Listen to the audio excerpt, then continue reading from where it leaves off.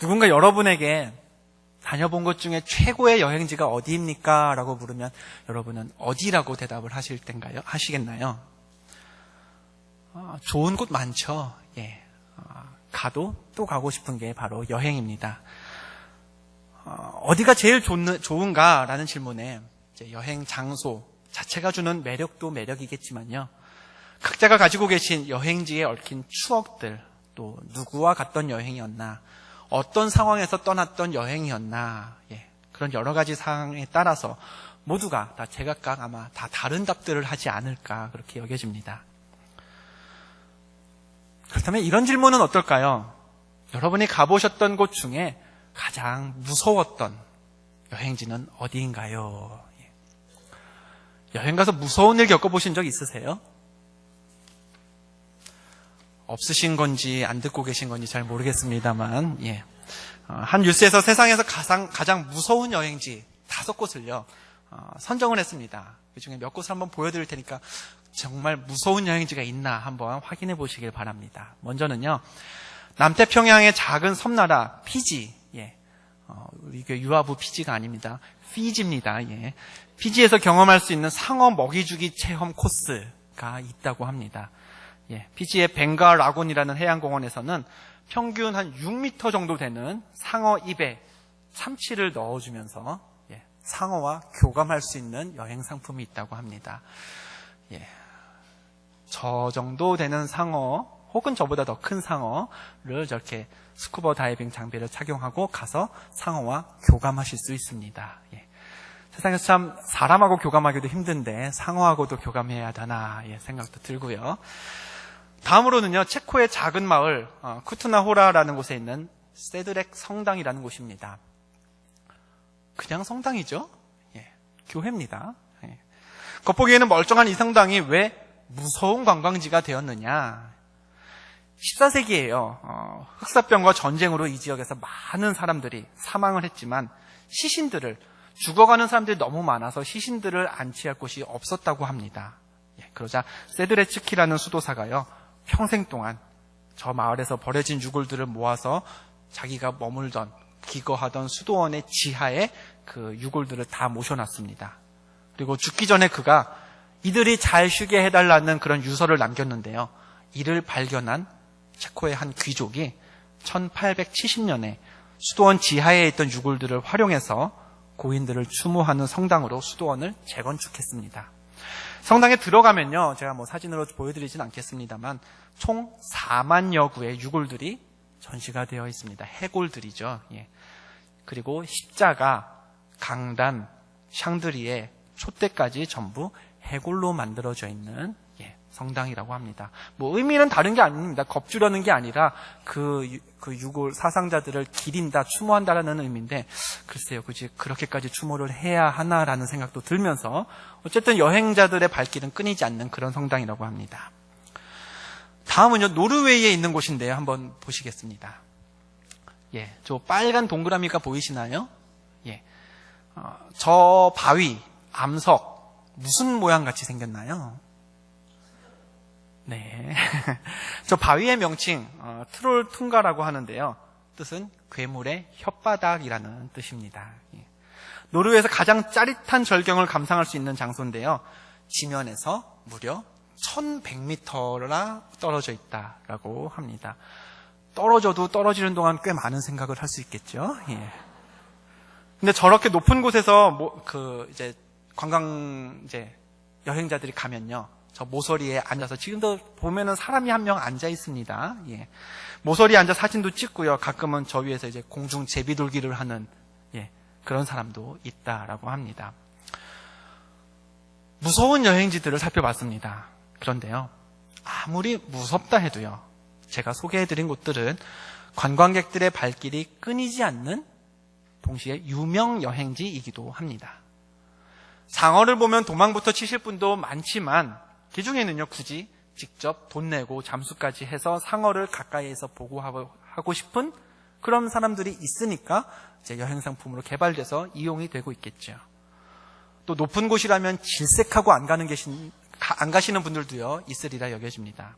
하지만 스릴을 즐기려고 일부러 높은 곳에 올라가시는 분들도 분명 계십니다. 이처럼 무서움의 기준은요 사람들마다 서로 다릅니다. 그렇지만 반면에 사람이라면 누구나 공통적으로 무서워하는 것 또한 있는 게 사실이죠. 그 중에 하나가 뭘까요? 누구나 무서워하는 것 혹은 두려워하는 것, 아마도 육체의 건강을 잃어버리는 게 아닐까 생각이 됩니다. 우리나라에서는요 프로축구 리그를 K리그라고 합니다. 이제 코리아라는 우리나라 이름을 따서 K리그라고 하는데요. 영국 잉글랜드의 프로축구 리그는요 프리미어 리그라는 이름을 가지고 있습니다. 이 프리미어 리그에는 매 시즌 이제 늘 좋은 성적을 지키면서 상위권을 꾸준히 유지하고 있는, 해가 거듭나도 늘 이제 우승 후보에 꼽히는 그런 4개의 팀이 있습니다.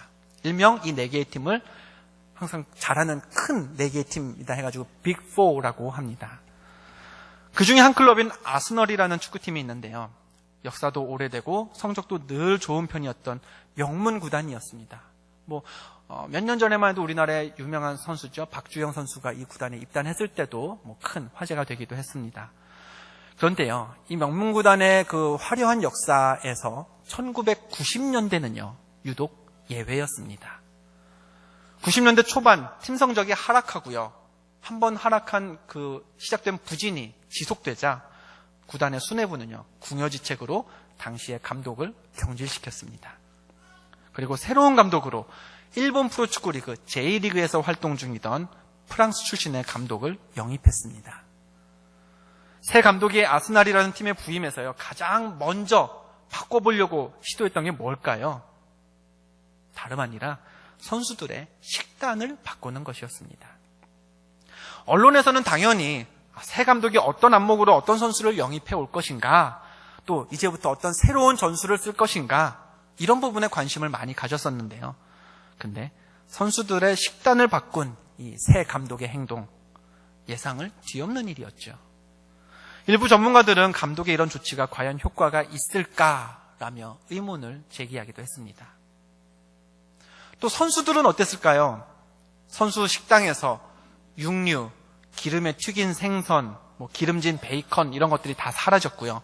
대신에 담백하게 찐 생선, 채소 위주의 담백한 식단이 제공되었습니다.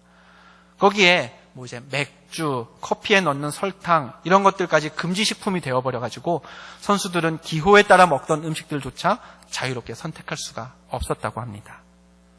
선수들이 좋아했을까요? 싫어했겠죠. 선수들뿐 아니라 구단과 언론 등 누구도요 이런 변화를 썩 좋게 바라보지 않았습니다. 하지만 식단을 조절하고 선수들의 사생활을 통제한 그 결과는요, 우리들의 생각보다 더 놀라웠습니다. 감독으로 부임한 첫 해에 이 아스널은요, 20팀이 경쟁하는 리그에서 3위로 성적이 급상승했고요. 다음 시즌에는 리그 우승을 차지했습니다. 선수단의 구성이나 작전은요, 예년과 큰 차이가 없었는데도 성적이 확 올라가니까 언론들이, 팬들이 원인이 뭐냐라고 찾기 시작했던 거죠.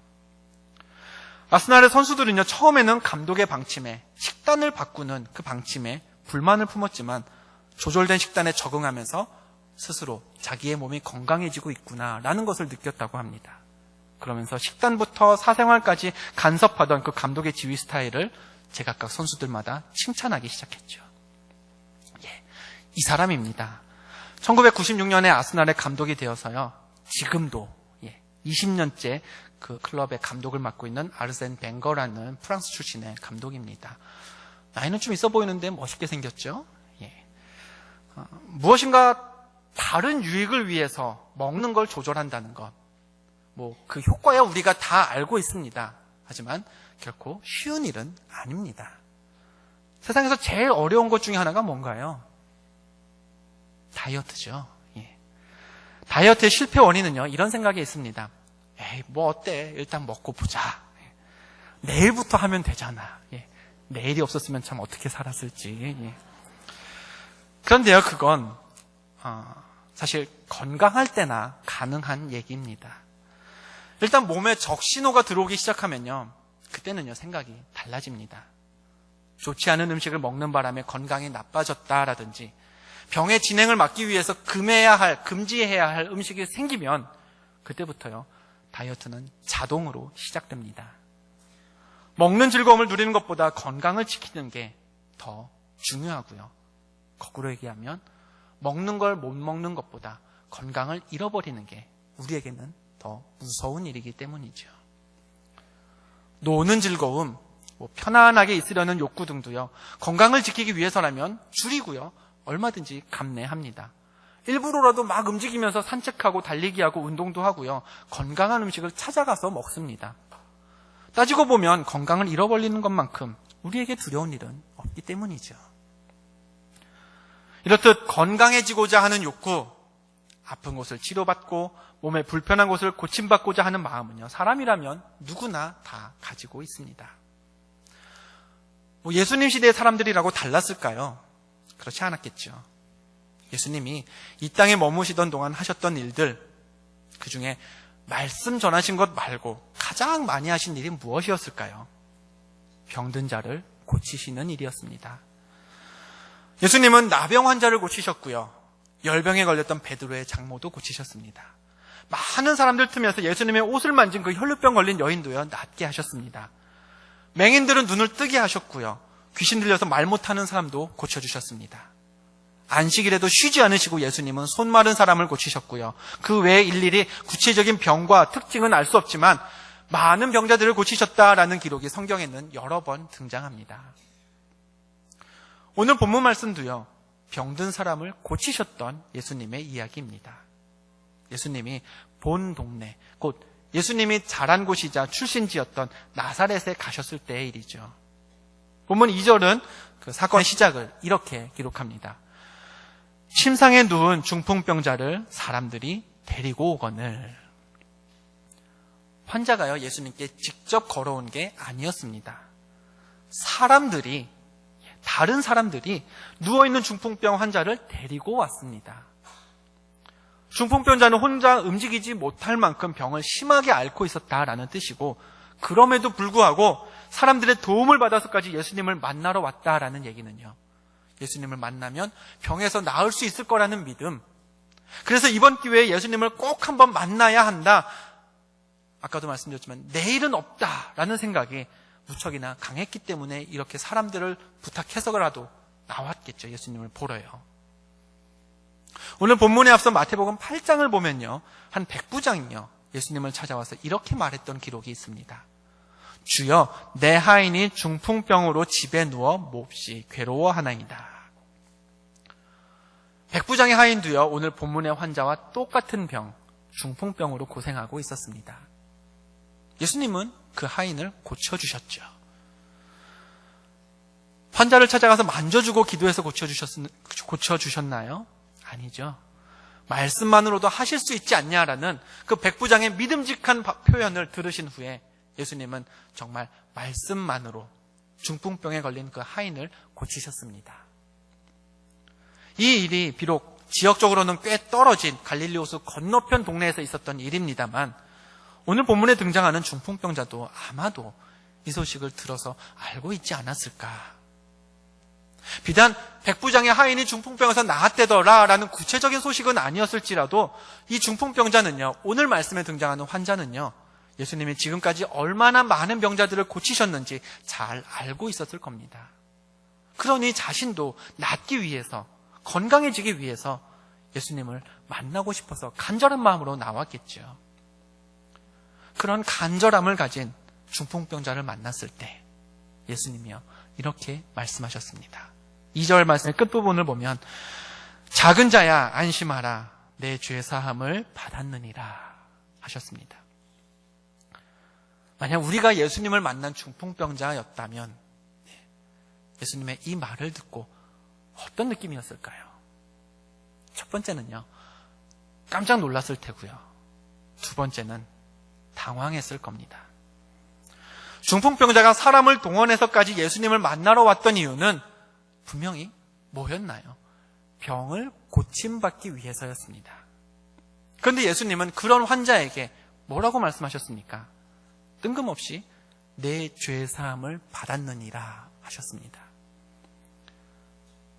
예수님과 죄사함, 이 둘은요, 사실 전혀 매치가 안 되는 그런 단어들은 아닙니다. 이어지는 본문 6절에서 예수님은 이렇게 말씀하셨죠. 인자가 세상에서 죄를 사하는 권능이 있는 줄을 너희로 알게 하려 하노라. 예수님이 설명하신 대로 하나님의 아들 예수님에게는 죄를 사할 만한 자격과 힘이 있습니다. 그럴 수 있는 유일한 분이 우리 예수님이시죠. 하지만 오늘 본문의 중풍병자를 포함해서 당시 예수님을 찾아왔던 많은 사람들은요, 대개는 다 병고침을 바라는 마음에서 예수님을 찾았습니다. 병을 고침받고 싶어서 예수님을 찾았지, 그 사람들 중에 죄사함의 목적을 이루려고 예수님 앞에 나온 사람은 아마 없었을 겁니다. 그럼 한번 생각해 볼까요? 병과 죄. 우리가 육신의 건강을 잃어버리고 병을 앓는 것과 죄를 안고 살아가는 것, 어느 것이 더 무서울까요? 당연히 죄입니다. 육신의 병 때문에 고생하고 병원에 다녀야 하는 것과 영혼의 죄 때문에 돌아올 수 없는 사망의 늪에 빠지는 것, 어느 것이 더 끔찍한 일인가요? 죄로 인해 사망에 이르는 게 더 치명적입니다. 물론 건강 문제로 어려움을 겪고 계신 분들의 고통을 제가 별것 아니라고 여겨서 드리는 말씀은 아닙니다. 갑작스레 당한 사고 때문에 큰 상처를 입으신 분들, 심각한 질환이 발견되어서 몸뿐만 아니라 마음까지 무너지신 분들, 또 그런 분들을 가까이에서 돌보아야 하는 우리 가족분들의 어려움은 위로할 수 있는 말을 찾기도 힘이 들 때가 있습니다. 서두에 말씀드린 것처럼 건강을 잃어버리는 것, 누구에게나 두렵고 무서운 일이 맞습니다. 그러나요, 육체의 질병에는요, 언제나 회복 가능성이라는 게 있습니다. 회복 가능성이 낮을 때에도요, 기적의 가능성이 있습니다. 그리고 그 기적의 주체는 우리 예수님이 되셔서 만지시고 고쳐주시고 치료하실 수 있는 능력이 있습니다. 더불어 모든 질병에는요, 끝이 있습니다. 약을 먹고 의사의 도움을 받아서 질병에서 벗어날 수도 있고요, 혹은 다시 만날 수 없어서 슬픔과 괴로움을 피할 수는 없지만 더 이상 고통 없는 하늘 아버지의 나라에서 다시 만난다는 그런 영원한 생명의 소망이 우리에게는 약속되어 있기 때문에 모든 질병에는요, 분명 끝이 있습니다. 반면에 죄는요, 회복 가능성이 없습니다. 예수 그리스도의 보혈이 아니면 죄에서 벗어날 수 있는 기적은요, 일어나지 않습니다. 그리고 죄에는요, 끝이 없다라는 특징이 있습니다. 죄의 결과가 무엇인가요? 끝없는 영원한 사망이기 때문입니다. 무섭기로만 따지면 병보다요, 죄가 훨씬 더 무서워야 합니다. 그런데 우리는 어떻습니까? 죄보다 병을 더 무서워합니다. 더 무서운 죄는 지금 당장 느껴지는 고통이 없기 때문에 등한시하고요, 덜 두려워해도 괜찮은 병은 그로 인한 고통을 피하고 싶은 마음에 벌벌 떨면서 무서워할 때가 많습니다. 그 병 때문에 무너지는 때가 많이 있죠. 그렇다 보니 예수님 시대에 예수님을 찾아왔던 그 많은 사람들처럼 죄사함보다는 병고침에 더 많은 관심을 갖게 됩니다. 예수님도 사람들마다 찾아오는, 자기를 보러 오는 이들마다 죄에 대한 이야기는 한마디도 하지 않고 육신의 병만 고쳐달라고 찾아오는 그 모습들을 좋게 여기지는 않으셨을 겁니다. 안타까우셨겠죠. 그래서 예수님은 오늘 말씀에서도요, 중풍병자의 병을 고쳐주시면서 내 병이 나았다라고만 하셔도 되지만 그것으로 끝내지 않으셨습니다. 덧붙여 이렇게 먼저 선포하셨죠. 내 죄사함을 받았다. 오늘 말씀의 제목은요, 호랑이와 곶감입니다.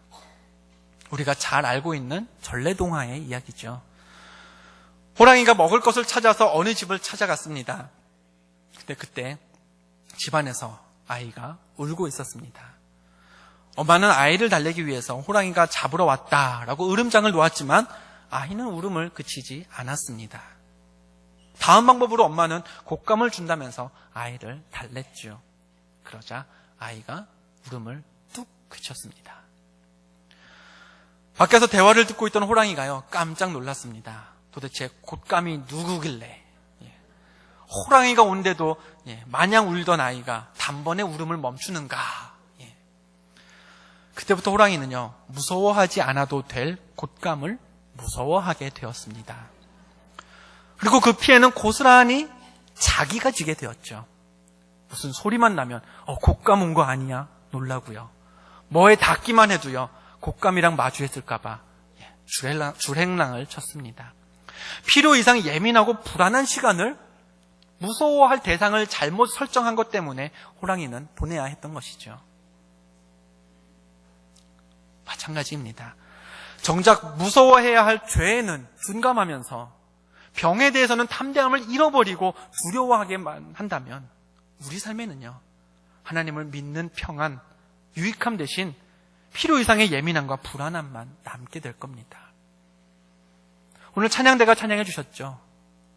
평안은 하나님이 주신 선물이다. 그 평안은 어디서 이루어지나요? 우리 죄를 용서받았다, 내 죄는 다 사해졌다라는 죄사함에서 얻어집니다. 그런데 그런 죄사함에 대한 두려움은 다 없어졌는데 질병에 대한 두려움 때문에, 육신이 무너지는 것에 대한 두려움 때문에 우리가 호랑이처럼, 곶감을 무서워하는 호랑이처럼 잘못 무서워하는 대상을 설정한다면 우리는 하나님의 선물로 주시는 그 평화를 가질 수 없게 될 것입니다. 신은 죽지 않았다, God is not dead라는 영화가 있습니다. 정확히는 하나님은 죽지 않았다라는 것이죠. 이 영화에는요, 두 사람이 등장합니다. 먼저는요, 대학에서 철학을 가르치는 교수입니다. 이 교수는 신은 없다라고 주장하는 무신론자입니다. 또 한 사람은요, 대학 인근에 위치한 한 교회의 목사입니다. 신은 없다라고 주장하는 대학 교수와 목회자, 그 두 사람이요, 우연히 길에서 만납니다. 두 사람이 만나는 장면과 나누는 대화를 보실 텐데요, 극장에 가면 아시죠? 휴대전화는 꺼주시고요, 아베 의자 발로 차지 마시고요, 잠깐 한번 보시겠습니다.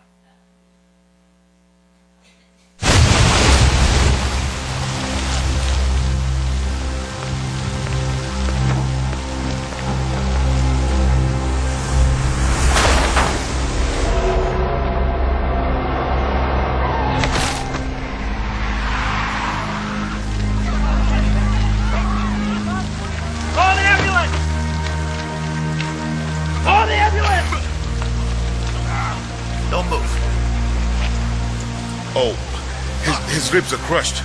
His lungs are filling with blood. He doesn't have long. Are you sure? Yeah. Don't move. I can't. I'm not ready.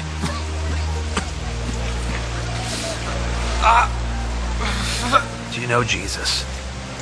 I'm an atheist. I believe it's God's mercy that brought me here right now. I'm dying. But how can you call that mercy? Because that car could have killed you instantly. And I'm sure right now you probably wish that it did. But I'm here to tell you that it's a gift. Because the God that you don't believe in has given you another chance. Another chance to change your final answer. I don't want to die. I'm so scared. If it's any consolation, so is Jesus. He's so scared he sweat blood. He asked the Father if it could be removed from him, but the answer was no.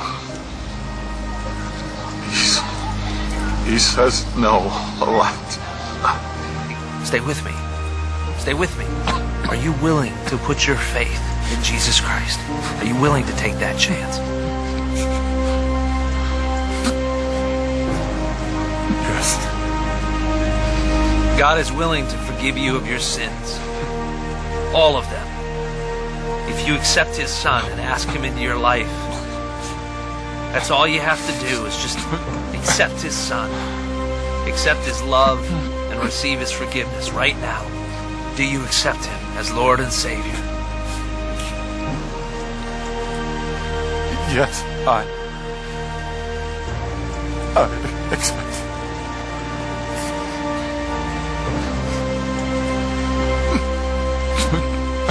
It's all right. In a few minutes, you're going to know more about God than I do, or anybody else here does. It's okay. It's okay.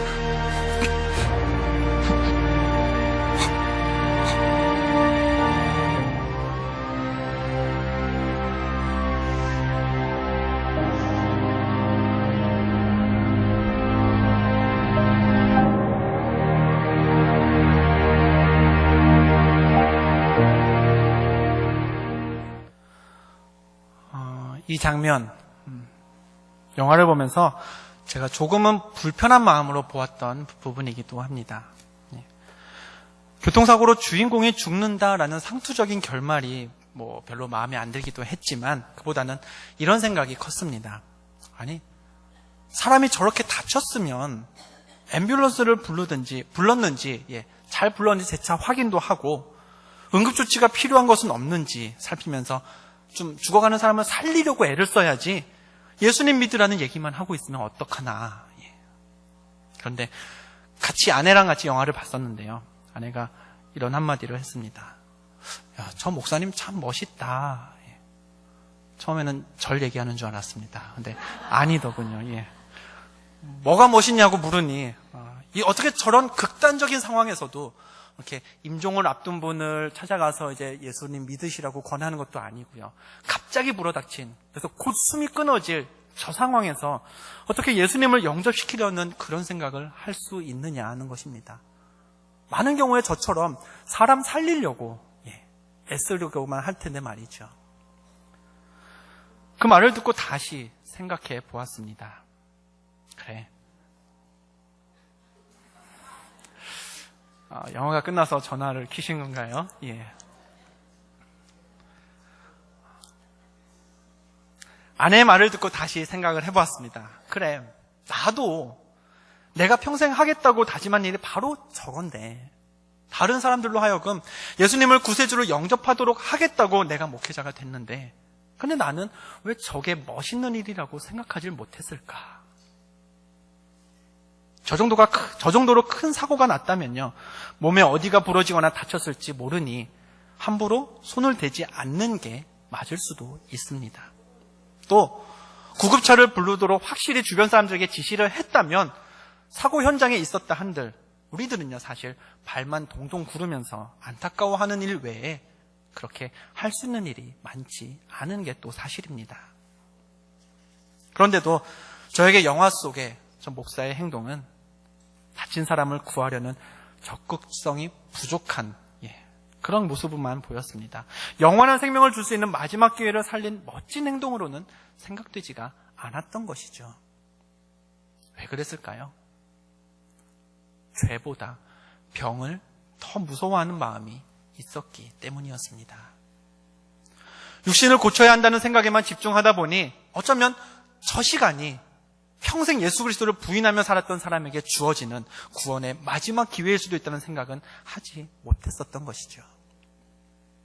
물론 마지막 순간까지 우리에게 기회와 방법이 남아있다면 한 사람의 육신을 살리는 일, 또 영혼을 살리는 일도요, 두 가지 모두에 우린 최선을 다해야 합니다.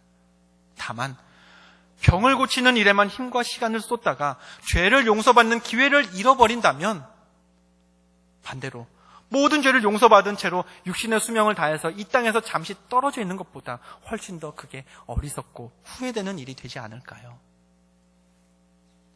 예수 그리스도를 믿으면요, 복을 받습니다. 어떤 사람은 예수를 믿고 가정의 평안을 얻습니다.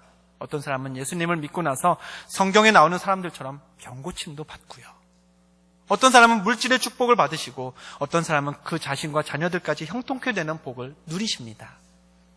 그러나 예수 믿어 우리에게 주어지는 복들 중에 최고의 복은요, 두말할 것 없이 죄 사함의 복입니다. 나는 죄로 인해 죽을 수밖에 없지만, 죄로 더럽혀진 나라는 그릇에는 어떠한 선한 것도 담길 수 없지만 하나님이 예수 그리스도의 십자가를 통해 그 죄를 깨끗이 씻어주시고 내 삶에 온갖 아름답고 귀한 것을 담게 해주시는 것, 더불어 나를 하나님의 자녀로 삼아주시는 것, 그것이 우리가 예수 그리스도를 믿음으로써 얻는 최고의 복인 것입니다. 시편에서 다윗은 이렇게 노래했습니다. 시편 32편 1절입니다. 허물의 사함을 받고 자신의 죄가 가려진 자는 복이 있도다. 허물의 사함을 받은 사람은 복이 있지만 죄 사함을 받는 것이 우리가 누릴 수 있는 최고의 복이지만, 그러나 우리가 바라는 복의 리스트에서요, 그 목록에서요, 예수 그리스도를 믿어 허물의 사함을 받는 일은요, 종처럼 기재되어 있지 않을 때가 많습니다. 그걸 복으로 우리는 여기지 않을 때가 너무나 많습니다. 죄를 가리신 그 놀라운 하나님의 은혜를 우리는 복으로 여기지 않을 때가 많은 것이죠.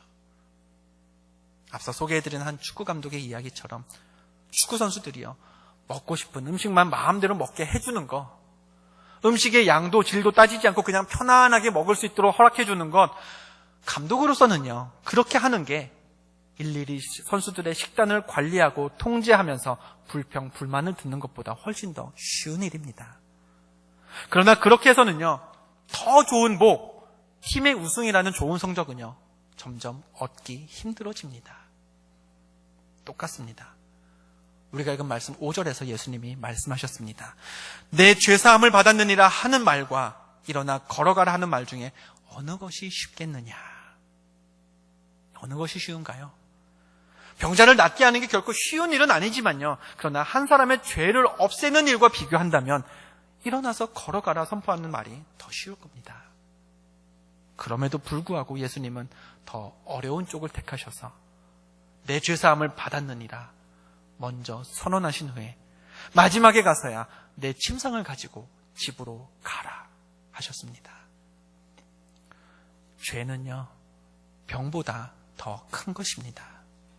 병에서 낫는 것보다 죄에서 사해지는 게 더 중요합니다. 더 어려운 일이고요. 그러나 예수님은 하실 수 있습니다.